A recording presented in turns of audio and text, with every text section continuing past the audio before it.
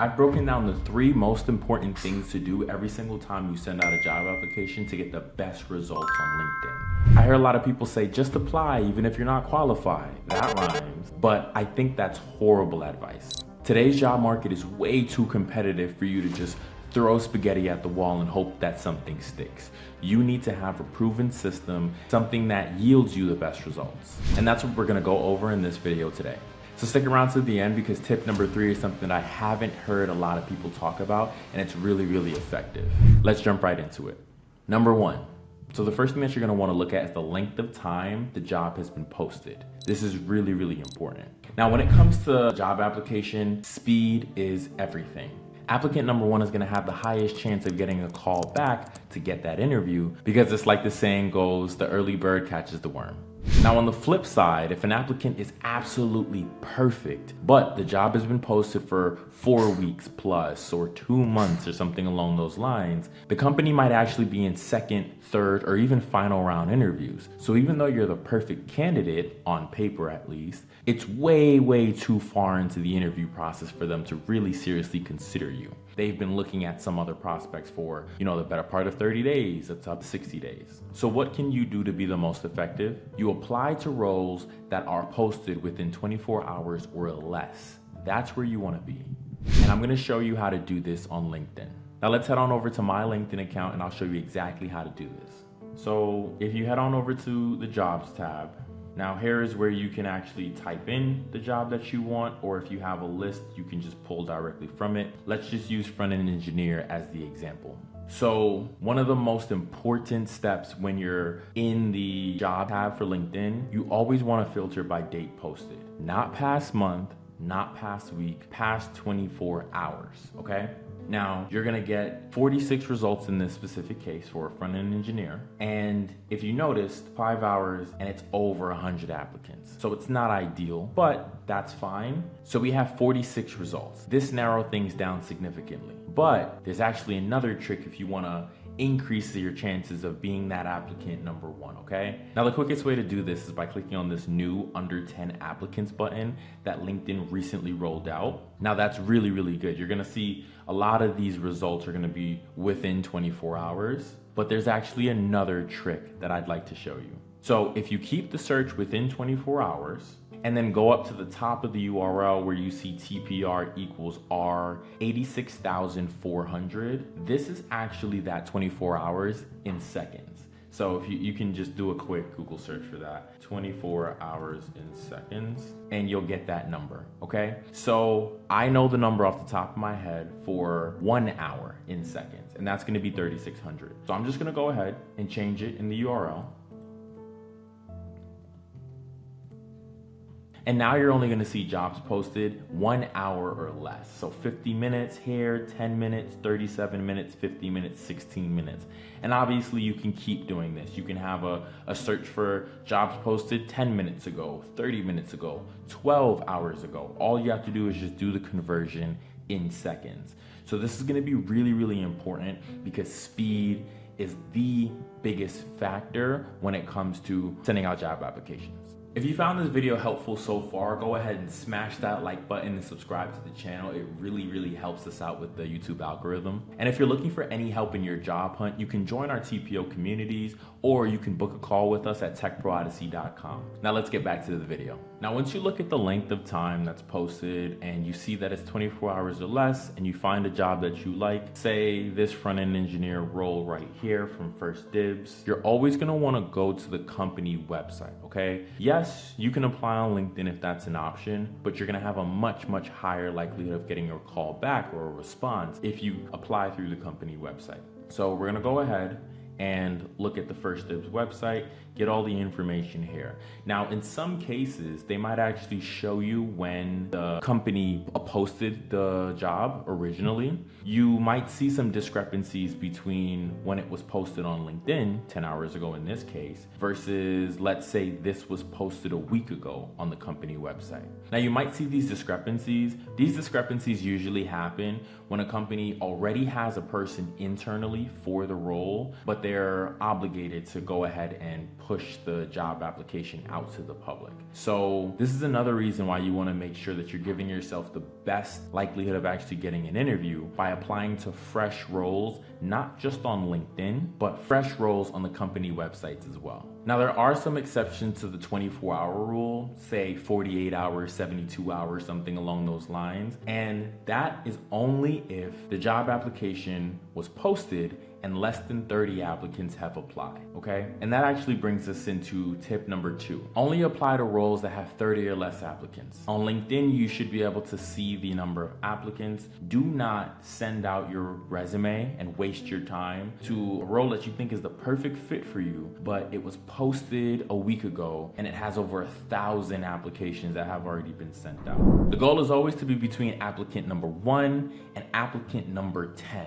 Okay, that is really, really important. Speed is the biggest factor in this. Anything after 30 is extremely difficult to get noticed. And just think about it. If you were a recruiter and you were tasked to fill a role, how long will it take you to interview 100 applicants? Let's say you were interviewing every single application. If it's 30 minutes an interview, that means that you probably can only interview 10 candidates per day. That means at minimum, if all you're doing is interviewing candidates, that would take you 2 weeks to just get past the first round of candidates. There's not enough time in the day for a recruiter to interview that many people. So what they do is they pick the best out of the first 10, 20, 30, maybe even 50 applications, but it's very, very unlikely that they're gonna get to application number 250. Application number 1,000, okay? Once again, there is an exception to the rule. The only exception is if the company is using an ATS filter to screen through the applicants initially. In that case, the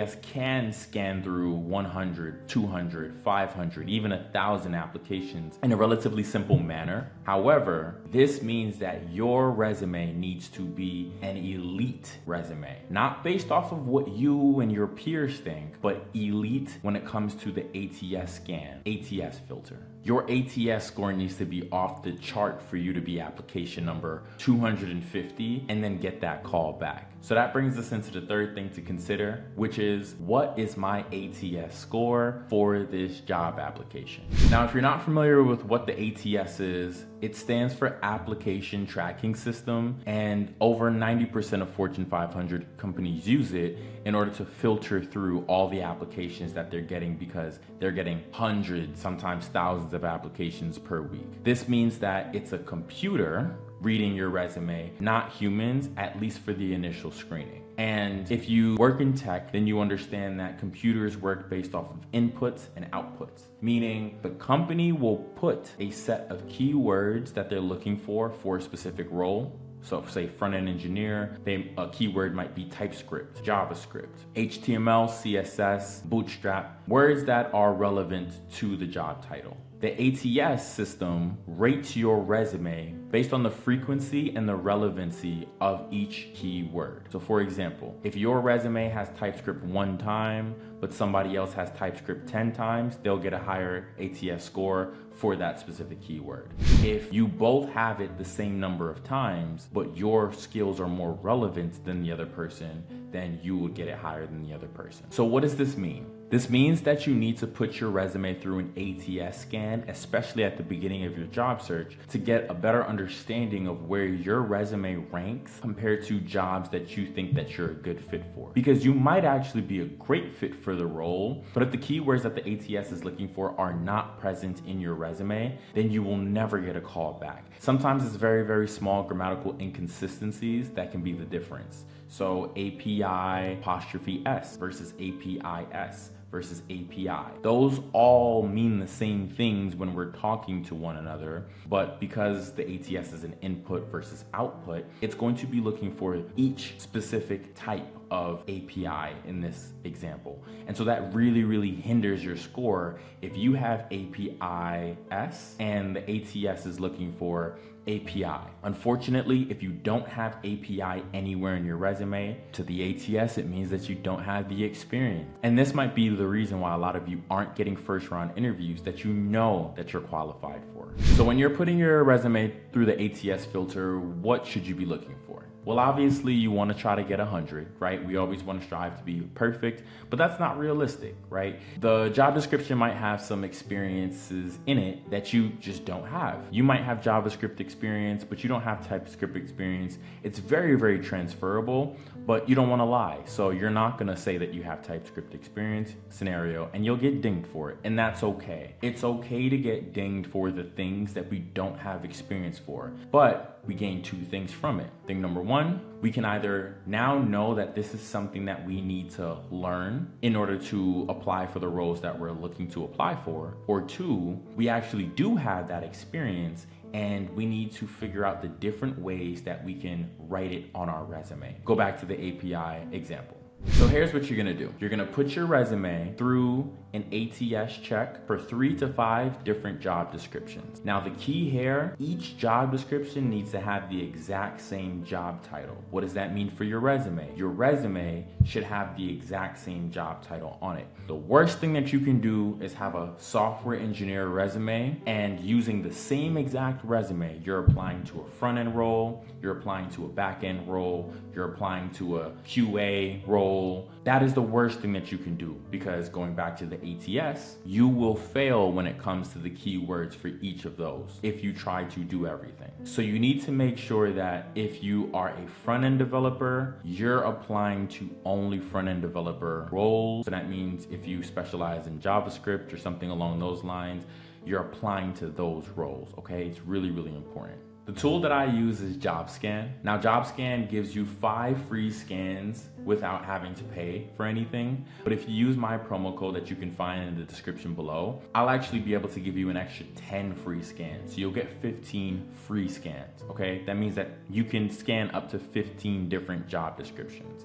Once again, all you need to do for this to work really, really effectively is 3 to 5. Once you get your score back, a lot of people, it's gonna be in the 30s, 40s, 50s.